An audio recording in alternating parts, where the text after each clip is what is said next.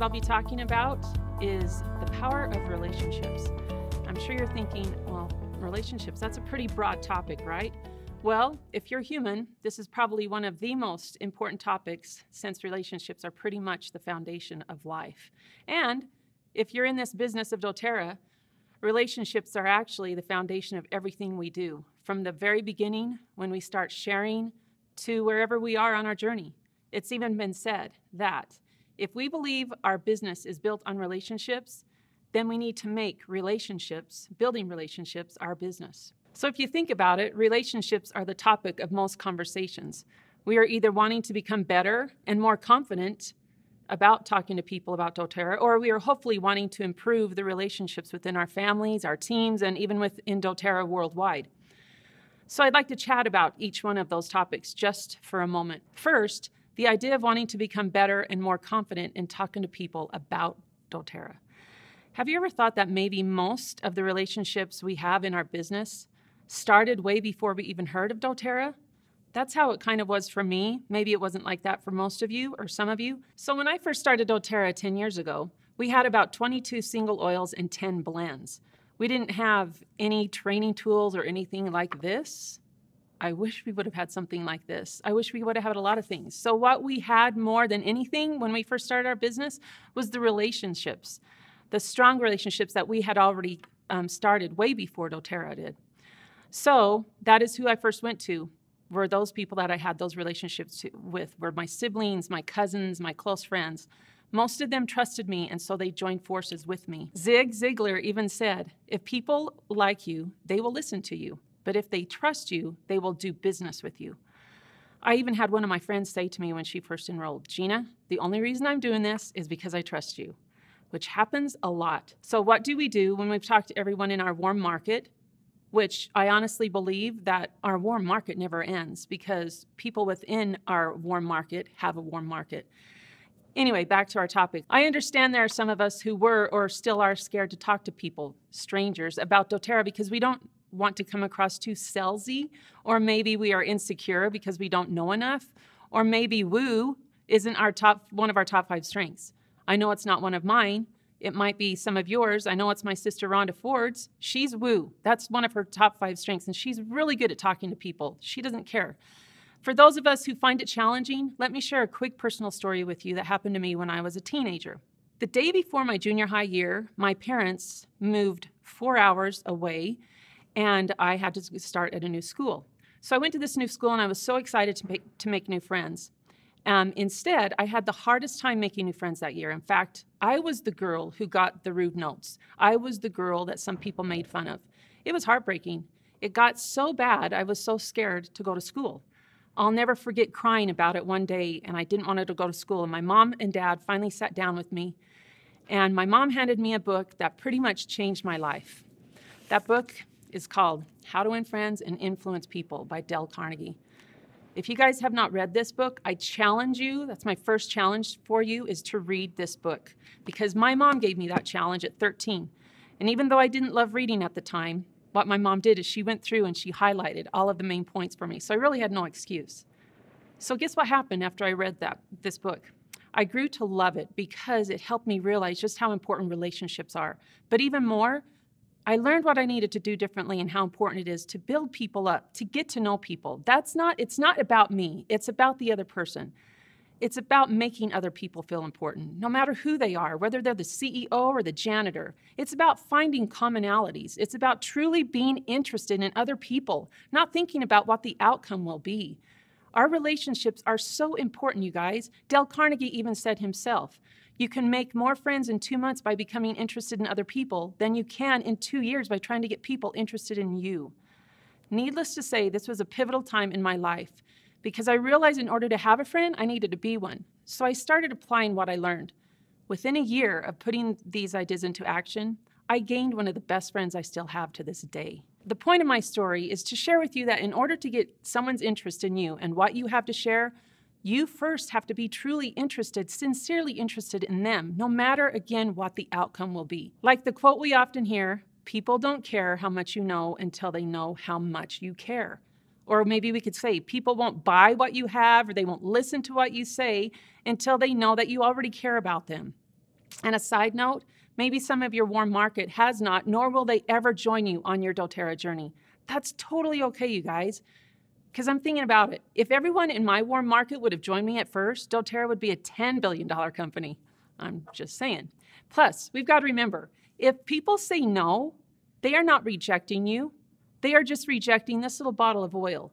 And this little bottle of oil does not have feelings. So we cannot take it personally if someone says no. They're just saying maybe not yet, or that it's not something that they want, which is totally okay. There are plenty of people wanting and praying for answers. We've got the answers, you guys. So we've got to get through some no's before we can get to the yeses. And aren't those yeses worth every no? Yes, they are. So getting out of our warm market, our comfort zone, is when we probably need to utilize relationship skills even more, because we need that trust portion of the relationship, because we don't want to sell something to just anyone. We want to truly care about them and get to know them and understand what their challenges are, their health challenges, their emotional challenges, even their financial challenges. Again, we have an answer. We want them to learn and use doTERRA because we truly know it will indeed make a difference in their lives. I'll tell you right now, people can sense someone who is sincerely interested in them and their health. So again, it's about being real with them and not worrying about whether or not they say yes.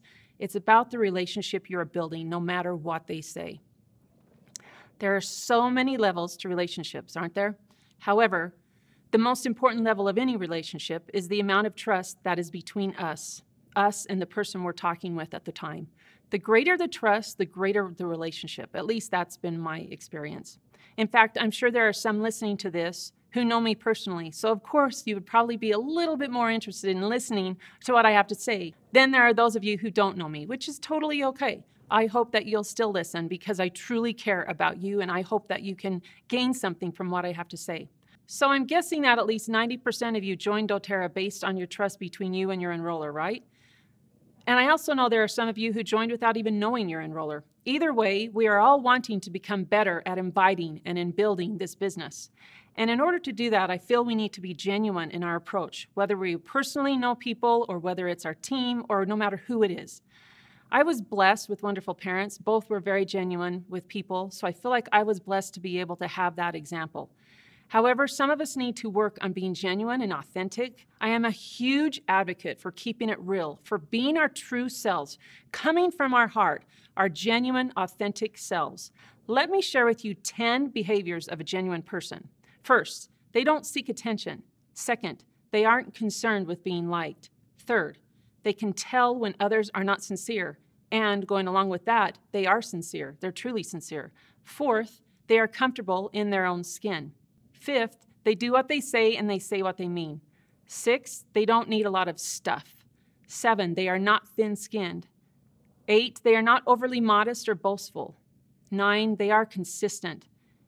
And last, they practice what they preach. You know how there's always a lot of talk about being consistent in this business? The same goes for relationships, you guys. We need to nourish our relationships as much as we nourish our physical bodies because, again, there's nothing more important than relationships. One genuine new relationship is worth a fistful of business cards. I saw that quote the other day and I thought, that is so true. I would much rather have someone leave a conversation with me being uplifted than worrying about if they have my business card or not. As long as I have their information, that's all okay. Carrying on. So our company is built on relationships. Whether we are building relationships through social media avenues, in person, over the phone, in a classroom setting, or wherever, everything we are doing is based upon and around relationships.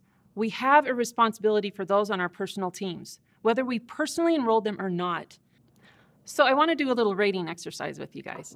If you were to rate yourself on a scale from 1 to 10, with 10 being the highest, how would you rate yourself on these following statements? My team knows I care. I communicate at least once a week with all of my qualifying leaders, not just when I need them to put in volume for me to rank advance or get my power of 3. I consistently reach out to my entire team through social media, newsletters, and/or webinars, etc. I am actively involved with my team. I am grateful for my team. My team knows I am grateful for them. I show appreciation to my team members, especially those who are on my team that are working hard.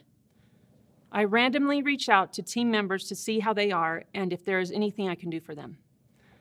I want to see everyone on my team succeed no matter where they are on my team. I am excited when I see team members rank advancing, even if they pass me up. That's a huge one. You got to be happy for them. That happened to me a lot, you guys. I had a lot of people on my team pass me up, and they're still passing me up, which is totally okay. I honor them, and I am excited for them. And we have to keep that enthusiasm and that gratitude for their hard work because it benefits us. So now, if your total score above is 100, then you're doing pretty darn amazing, and you win the Leader of the Year award, and we will make sure that you get your award. So let us know if you got 100. My total score was somewhere in between 75, 80. So I have a lot I can improve upon. So I want you to look at these statements that you scored less than 7 or below and see what you can do to improve. Because the way this business is set up is we make money on anyone who is ordering or doing this as a business. So that means anyone who is doing this on our team is helping our bottom line. They are helping our paychecks. They're helping our lifestyle. We need to remember this and never take one member on our personal teams for granted. There's that little symbol we see in our back office that represents every person, right? When we were looking at our genealogy tree, look at those people and scroll over. You'll see their names pop up. Every one of those people, that little symbol represents someone with a heart, someone who's been out there working, someone who has ordered oils, and maybe they're not even working it as a business. It doesn't matter. It's time to reach down and lift them up and help, no matter how you do it. Now, let me chat for just a brief moment about doTERRA company-wide. We are all one big team, one big happy family, right? Do you know what that means? That means when we hear of someone from another team, not on ours, who is not getting the support from their team that they would like, we help them by finding the support they need, but not through cross-recruiting, you guys. There is not one leader in doTERRA who has not had someone from another team approach them and ask to be on their team. I have had several people from other teams throughout the years and recently asking if they can change over to my team. My response has always been and always will be no. We bloom where we are planted. Emily Wright has said that several times. However, I will help them and get the support they need. And sometimes, maybe less than 5% of the time, it might make sense to move to another team, which I have supported that through the placements committee. That's the only way we want to do that. Plus, you guys got to remember, when you worry about taking people from other teams, that's a scarce mentality. You guys, there's plenty and more. Get out there and find those people who are praying for us. So what it comes down to is I hope we are all grateful for every single team member, and we are finding ways to support them. And when we help everyone, no matter whose team they are on, it does come back to us in more ways than one. And one of those ways is through the leadership bonus pools. So we're totally fine to help one another. So no matter what, let's keep the culture of doTERRA pure, just like our oils. That is so important, you guys. I'll get emotional. Some people know that I do that, but I'm going to stop right there. Okay, so I'm going to end this by sharing 3 tips I want to share with you that I know will help you along your doTERRA journey. Number 1, we've got to show gratitude. We've got to love on our people. How can we expect our team members to first go out and do something that we're not willing to do? And then second, if they're going out and we're not even appreciating them and showing gratitude to them. One of my favorite quotes lately has become, gratitude is like a magnet. The more grateful you are, the more you will have to become grateful for. I have experienced that in my life. And I know that as we each try this and do this a little bit more and express our gratitude just more often throughout this week and then into the next week and so on and see what happens, I know that good things will come back to you. I know they will. That's called karma, you guys. Karma is real, especially in this business.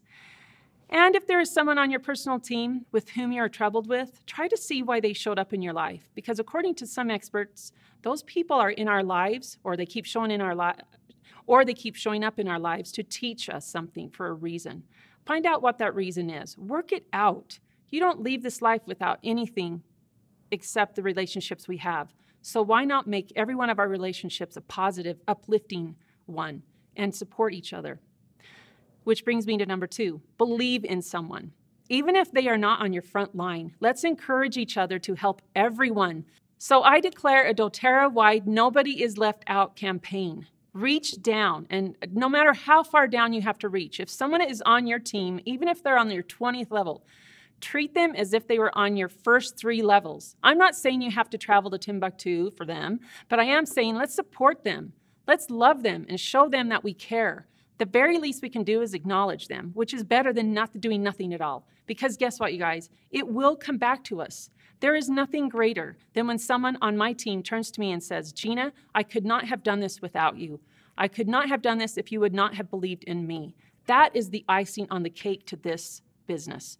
So let's do this, you guys. And then number 3, be authentic, be genuine, be real, you guys. You cannot do any of the above without thinking of others first, authentically, genuinely. And if you're being real, people can always tell, again, if you're coming from your heart. And if they don't feel it right off, they will sooner or later. So be yourself. There's one last quote I want to end with. To thine own self be true. Now last, if you haven't read, again, How to Win Friends and Influence People, I challenge you to read it. I love what Maya Angelou said, and I'll leave with this quote. People will forget what you said.